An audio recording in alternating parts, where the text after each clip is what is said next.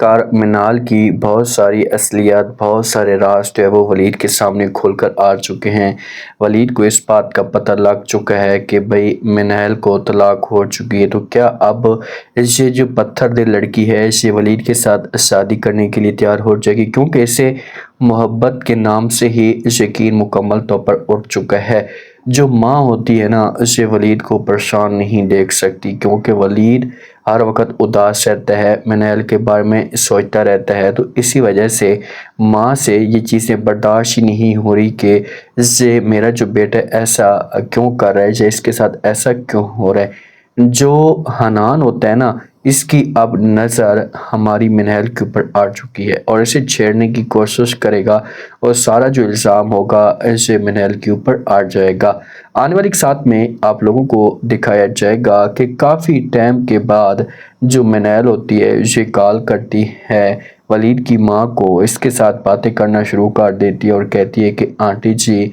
तो आगे से जब वलीद की माँ ये बातें सुनती है, साथ में वलीद भी मौजूद होता है, तो वलीद की माँ जब ये बातें सुनती है तो समझाने की कोशिश करती है और कहती है कि देखो, मैं तुम्हारी आंटी नहीं हूँ, मैं तुम्हारी माँ के करीब हूँ, बल्कि आपने मुझे जो माँ ही समझना है। और आपके साथ किसी किस्म की कोई भी बात होती है, मेरे साथ वादा करो, किसी किस्म का कोई भी मसला होता है तो आज के बाद ये सब कुछ आप मेरे साथ शेयर करेंगी, मुझे बताएंगी। तो ये बातें मिनहल सुनती है तो ये वलीद की माँ को जवाब देती है और कहती है कि आपको माँ ही तो समझती हूँ, तभी तो आपको कॉल करती हूँ, कोशिश करती हूँ कि आपके साथ सब कुछ शेयर करूँ, अपने दिल का जो बोझ है इसे हल्का करूँ। जब ये बातें सुनेगी इस यहाँ पर, जब वो वलीद की माँ, तो ये खुश हो जाएगी। लेकिन वलीद को ऐसा लग रहा होता है कि यार अभी भी मिनहल के साथ कुछ न कुछ गलत हो रहा है, अभी भी जो मिनहल है ये बहुत सारी बातें जो है मुझसे छुपा रही है, ऐसा जो मेरी माँ है इसको शेयर नहीं करी। अब यहाँ पर इनकी बात तो ख़त्म हो जाती है, लेकिन बात ख़त्म करने से पहले पहले वलीद की माँ एक दफ़ा ज़रूर बात करती है, तो कहती है कि हम आपकी तरफ भी आएंगे और आपने हमारे साथ बात ज़रूर शेयर करनी। अब जो माँ होती है ना, उसे वलीद के पास आती है, इसे दोनों तैयारी करना शुरू कर देते हैं। वलीद परेशान सा खड़ा होता है तो माँ इसके पास आती है, इससे पूछती है और कहती है कि बेटा चलो, और आप परेशान किस वजह से हैं। तो आगे से वलीद अपनी माँ को सब कुछ बताना शुरू कर देता है। माँ को कहता है कि माँ जी, पता नहीं क्यों मुझे ऐसा लग रहा है कि जो मिनहल है इससे हमसे कोई ना कोई बात छुपा रही है, हमारे साथ बात शेयर नहीं करी। तो माँ समझाने की कोशिश करेगी और बोलेगी कि ऐसा ठीक है, ऐसे ऐसे सब कुछ पता लगना शुरू हो जाएगा ना, आप फिलहाल परेशान ना हो, आप जितने भी परेशान होंगे और भी ज़्यादा जो वो मसले मसाइल पैदा होंगे। अब जो हनान वाले होते हैं इसे आते हैं अपने ससुराल में अपनी बेगम ज़ारा को साथ लेकर, तो किचन के अंदर मिनहल इनके लिए खाना वगैरह सब कुछ तैयार करी होती है। तो जब हनान इसे देखता है, इसके पास आता है किचन के अंदर, तो इसे घूर घूर कर देखना शुरू कर देता है।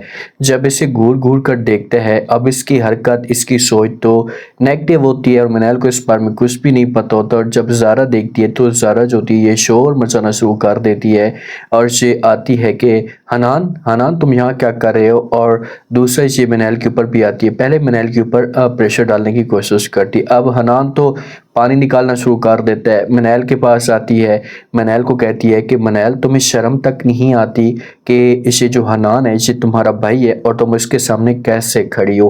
ये बातें जब मिनहल सुनती है तो बड़ी शॉक्ड हो जाती है, मिनहल के बहुत ज़मीन निकल जाती है कि यार ये किस किस्म की लड़की है, इसे इसा की बात करती, क्या इसे जेब देता है कि ये इसा की बातें करे, इसे शर्म तक नहीं आती।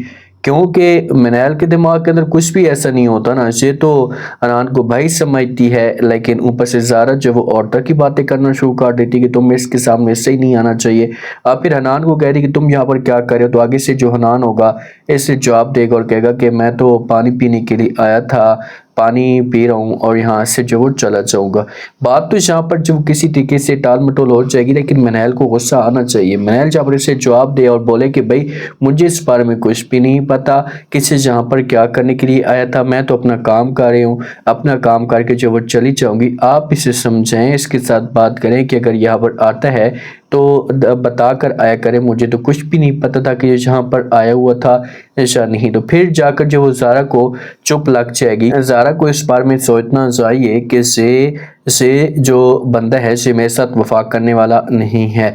जो माँ होती है ज़ारा की इसे बार बार मनैल के ऊपर प्रेशर डालने की कोशिश करती है कि भाई मैंने तुम्हारी परवरिश की, आज तुम मुझे ये सलाह दे रही हो, मेरे साथ ये कर रही हो। लेकिन आगे से जो मनैल होती है इसे इनकार कर देती और कहती कि तुमने जो मेरी परवरिश की किस वजह से की, ये सब कुछ मुझे पता था।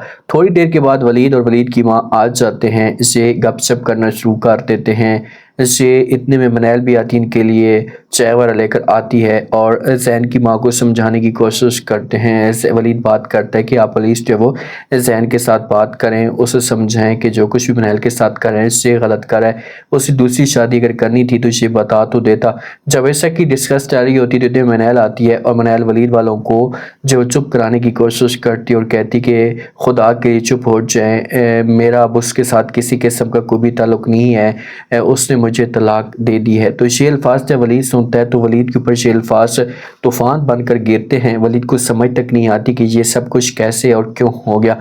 तो जहाँ पर वलीद पूछने की कोशिश करेगा लेकिन कोई भी जो मनैल जवाब नहीं देगी, इनको बोलेगी कि बस जो बात मैंने करनी थी कर दी है, मेरा उसके साथ अब कोई रिश्ता नहीं है, मैं अब उसके साथ बिल्कुल भी उसका नाम नहीं सुनना चाहते। तो वलीद वाले जो होंगे वलीद को खुशी होगी क्योंकि वलीद को अब मौका मिल जाएगा। इसे हर तरह से कोशिश करेगा कि वो मनैल को राज़ी कर सके और इसके साथ शादी कर सके। अब किसी भी तरीके से मजबूरी से खाना वगैरह सब कुछ खाएंगे, उसके बाद यहाँ से ये मजबूर होकर चले जाएंगे।